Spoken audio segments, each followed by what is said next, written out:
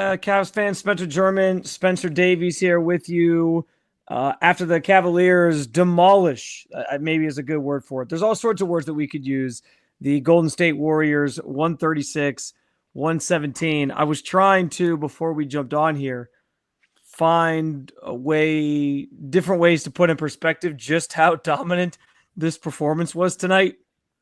I think one of my favorite ones, which I actually texted Spin about before we jumped on here, is that in one game, the Cavaliers scored 12 points less than the Cleveland Browns have scored all season.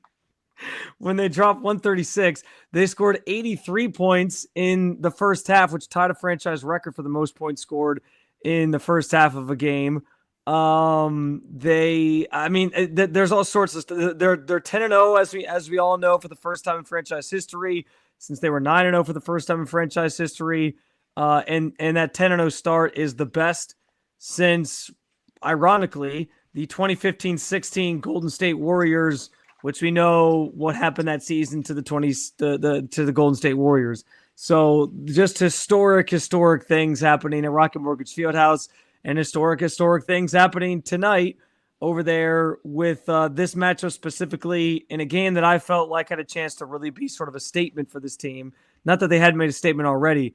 They certainly made a big statement in the way that they just completely, thoroughly dominated one of the best teams in the NBA right now. Statement, signature win, whatever you want to call it. I know you've been egging me on in the podcast.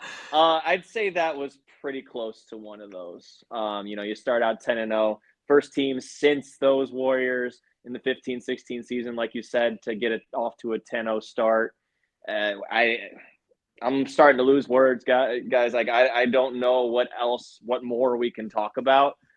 Kenny said that they were very focused on keeping them off of the offensive glass and to make sure that they were turning them over. I think they were very successful in that, and really kind of running on them and getting more looks down the court.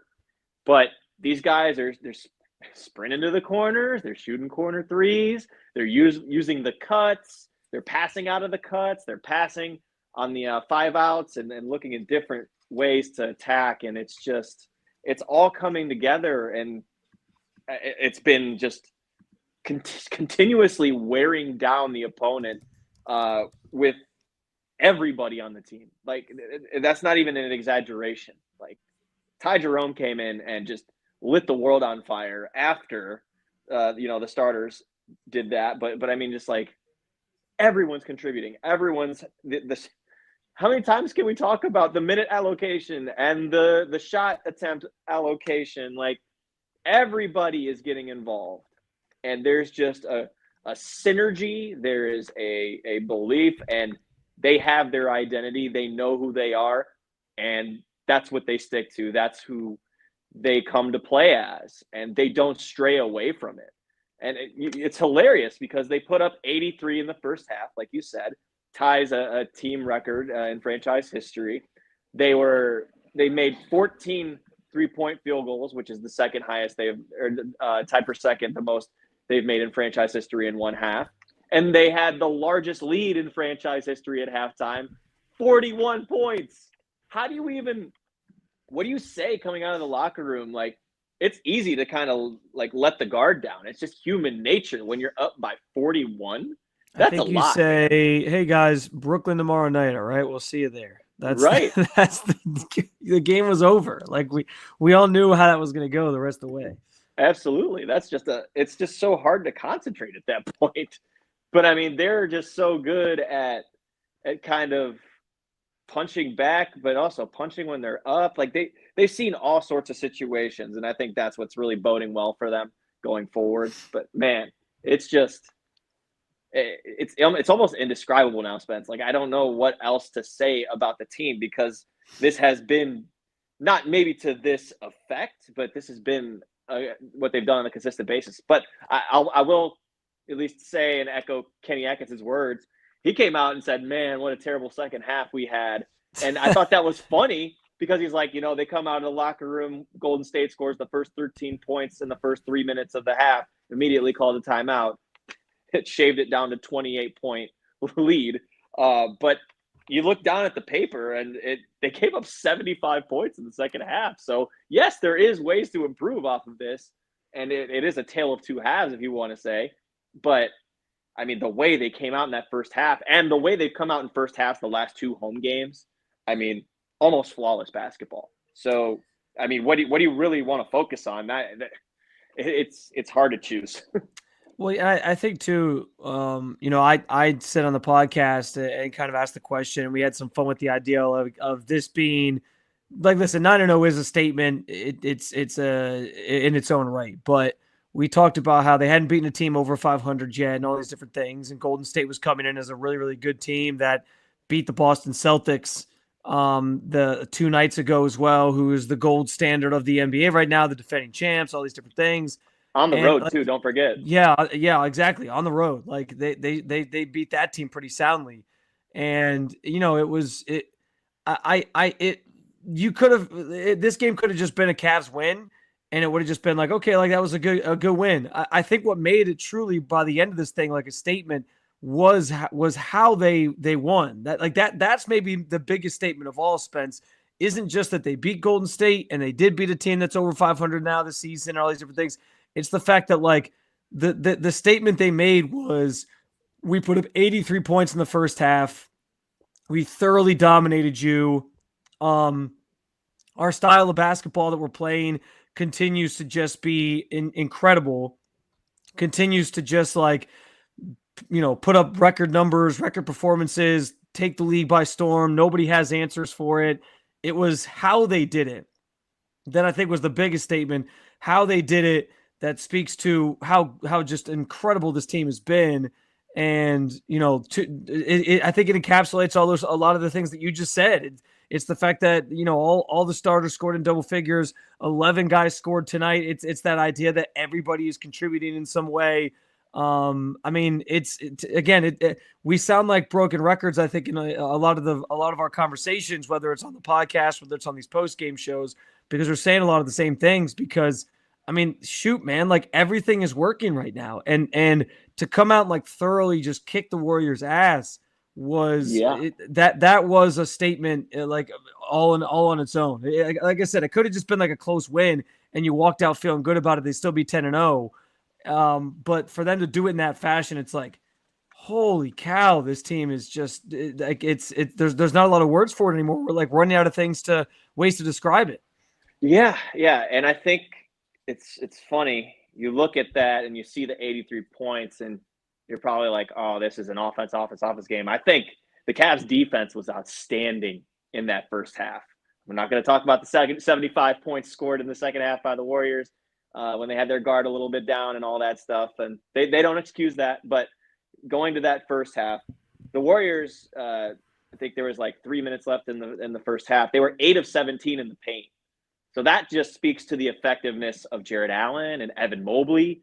You know what? Let's play a little game here, Spence. We'll go down the list and tell you something that someone did good tonight or what was said in the locker room about someone. So I see Isaac Okoro right now. Isaac nailed 4 threes.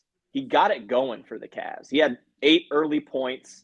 They were looking for him in the corners to shoot those threes, but once he started making those threes on the outside, they didn't start hard closing, but they started paying more attention to him. Golden State did. So what happens? Isaac starts to drive the baseline, and then he looks for his teammates. He ended up with 4 dimes tonight. That's big time. Evan Mobley, how about 9 of 10 from the free throw line tonight? Meaning he's getting downhill. He's putting pressure on the rim, and he's also continuing to initiate. That's not stopping. But he's being more aggressive at just going towards the rack. Jarrett Allen, 4th straight double-double. I don't think anyone's talking about it. He had 13 and 12. 3 more assists as he continues to be a playmaker. Karis LeVert, these last 2 games, he's just been so efficient and so cerebral. Kenny Atkinson called him a cerebral quarterback in the post game. So I think that's a really that was Ty Jerome. Sorry. There's too many good things to talk about, people. That was Ty Jerome. Ty Jerome had 20, and he was just shooting the lights out. They already came up with a nickname for Ty. I can't remember what it is at the top of my head. I got to think that one through. But it is on our YouTube channel when those post games go live. So make sure to pay attention to that. But, I mean, Karras, like I said, the way that he just kind of facilitates, grabs rebounds, deflections. George Niang, same thing. Sam Merrill. They did get Dean Wade back tonight. He was very effective on the glass. Did knock down his only 3-point shot of the night. So the contributions are coming from everywhere. And notice we are not talking about one person, and that's Donovan Mitchell. Donovan Mitchell, they didn't need his points or scoring tonight. So he just kind of took a back seat, let everybody do their thing. And, that's what happened. Darius Garland ends up coming in as kind of the closer in this one. Not that you really have to close out, 20-point games or whatever. But the Warriors were playing better in the second half, and he came in and just pretty much shut all that down. So that's pretty much your recap, I would say. The number of times, and I know we talk a lot, Spence, about the passing with this team and the unselfishness to make that extra pass. And, there's moments where Donovan's maybe bringing the ball up and it feels like a little bit like last year where it's just like an ISO possession, but then he makes a pass at the last second and it's like we weren't seeing that as much last year. And the number of times I found myself being like, oh, what a nice look, or like, what a nice feed, whether it was Darius Garland, whether it was Donovan Mitchell, even sometimes Evan Mobley, like feeding somebody in the corner or whatever it might be. I'm pretty sure I remember the transition bucket that led to Dean Wade's only 3 of the night. And I believe it was Darius who was handling the basketball and he comes down or actually, you know what? I think it might've been actually Donovan. I think it might've been Donovan who like sort of underhanded it to Wade in the corner. And we've talked so much about Dean sort of like being willing to pull the trigger and not being scared of those moments. And he didn't on that one. He took the shot, knocked it down. Like I can't get over just how just incredible it is that this team finds that next man, makes the extra pass. They're just so unselfish with the basketball, and like like the system that they're running is clearly working.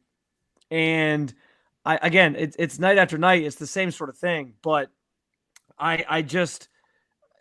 It's fascinating to see it all kind of come together. And on a night like this, where they put up 136 points and 83 of those in the first half, you just see it all in motion. It really is like poetry in motion in a lot of ways, because it's a beautiful thing, man. Like it's hard to sort of describe at this point because we've used every adjective for it and all these different things. But I found myself just so enamored by so many different plays tonight, and it leads to 136-117 win.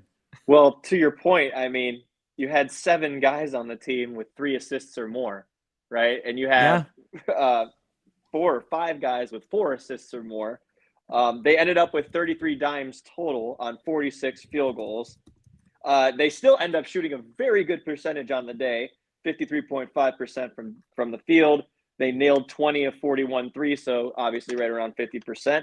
But, I mean, they started the game out, and they were shooting like 73% overall and like 64% from deep. They did not know how – the Golden State Warriors did not know what hit them at that point in the game. And it just kind of all, fluttered away. But, like, as I look and study this box score, I'm looking at those turnovers that the Cavaliers forced.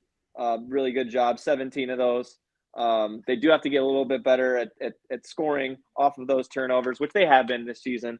But Golden State, as we know, is a pretty solid team in transition defense. But there's just so many areas to look at here, man. Like, I mean, again, I kind of mentioned Evan Mobley shooting 10 free throws tonight and making 9, by the way. That's a really good sign.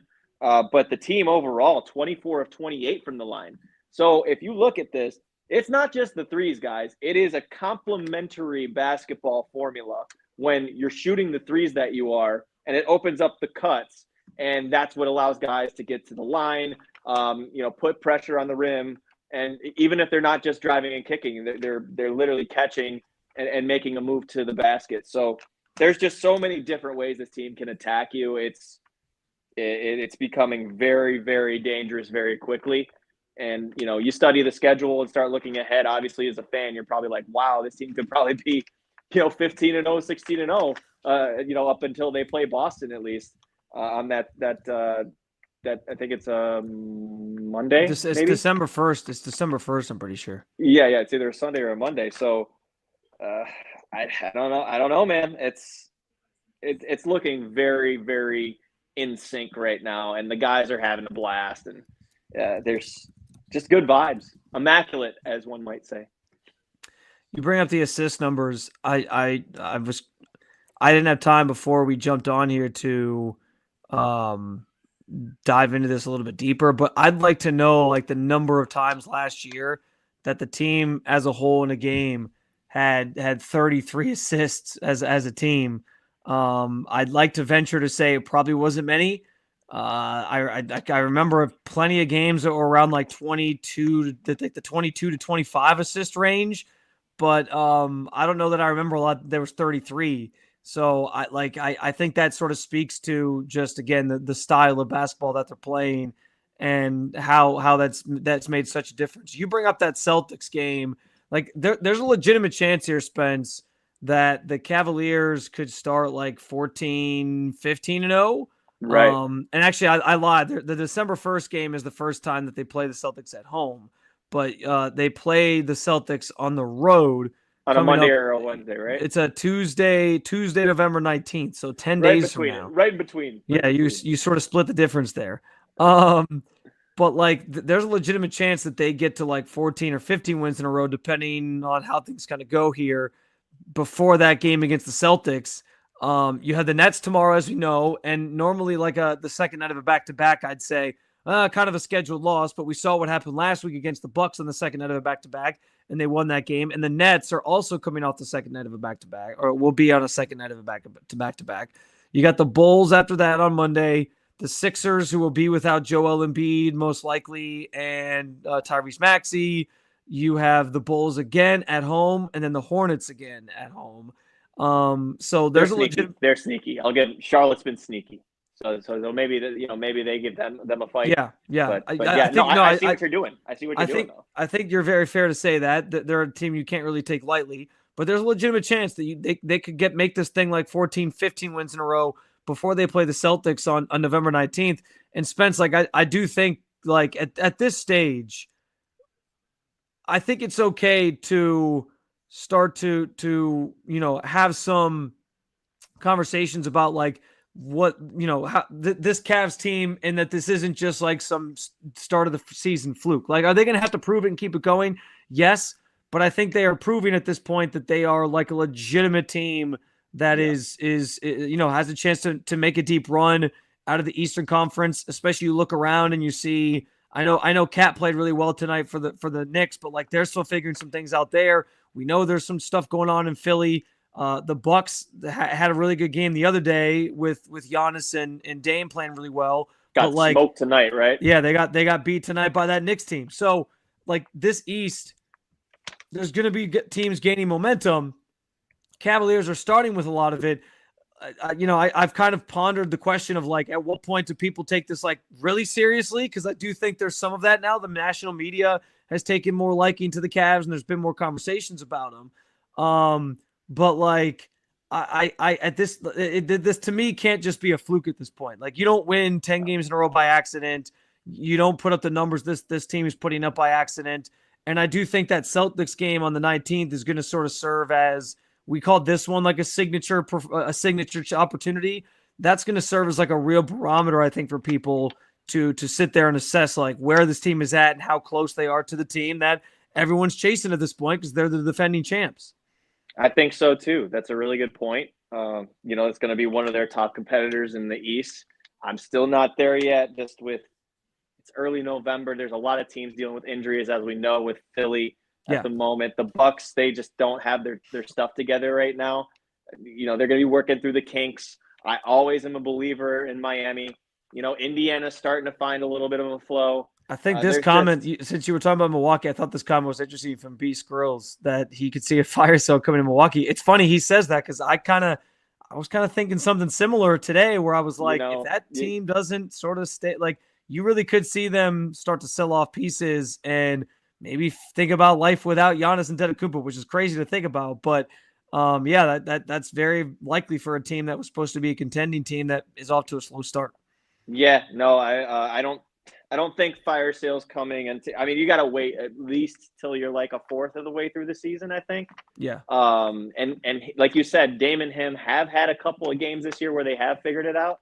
I think the role players around him need to figure it out. Like Gary Trent Jr. needs to shoot a lot better. He's been off to a very tough start. Just got benched. Andre Jackson Jr. is now in the starting lineup with him, doing some good things. But the competition around the Cavs right now is just everyone's figuring stuff out. And I feel like the Cavs, they don't have it figured all out. And that's what's so scary about this, because they still can get better. Yeah. The thing that's keeping them above this mark right now is that they're quote unquote shooting over their heads. That's what at least Kenny Atkinson's saying. I mean, he's like, I'm full on expecting these guys to make every shot now. Like it's just hard to see them missing. But it's crazy how just kind of a little bit of a change in philosophy, actions with actions, different kind of, sets can really unlock what a team is capable of like this. And they've done it consistently. I mean, Spence, they scored 130 plus again tonight. What's your favorite? That's like one of your favorite stats, isn't it? 130 points a game, right? Like, they only did that 4 times last year. They've done it 5 times this year, which I believe I also saw in 10 games. And that's the franchise record for the most in a season is 5. Like, that's absurd to me. Like, think about some of the seasons this franchise has had that we all can remember pretty vividly when LeBron was here, and they never scored 130 points more than 4 times. And this season they've done it 5 times for a franchise record. And it's like day after day we find ourselves talking about new records for this team. It's absurd. And it's just TEAM in every word, man. It's just team. Like, it's crazy because, there's so many egos around the NBA that you're like, oh, I need my touches. Oh, I got to get this many points. I got to get this many field goals and stuff. These guys literally do not care.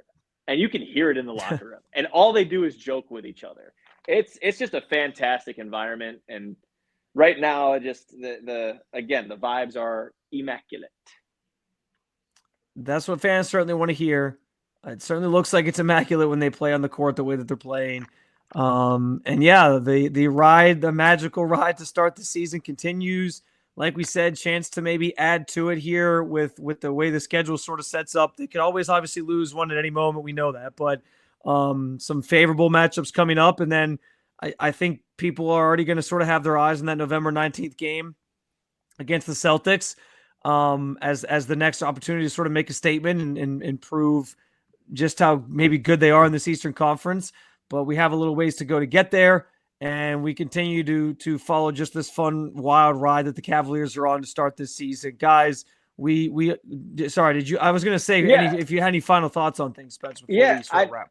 I just want to know what it's going to look like when they lose their first game. Like I'm just so curious to see, like, is there a possibility, like, if they go on a skid or something like that, do they play the same way?